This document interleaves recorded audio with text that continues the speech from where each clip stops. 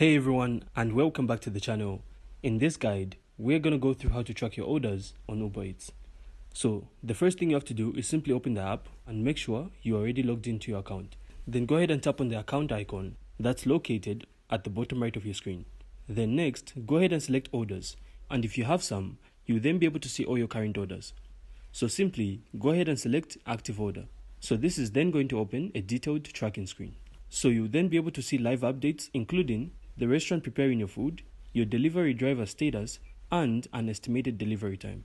And to get more precise details, go ahead and tap on the map to zoom in on your driver's real-time location as they make their way to you. Then next, you can also view key updates like when the restaurant confirms your order, when it's out for delivery, and when the delivery is near your doorstep. So that's all we had for this video. If you found this insightful, please consider supporting the channel by leaving a like, a comment, and of course subscribe. Then we'll see you in the next one.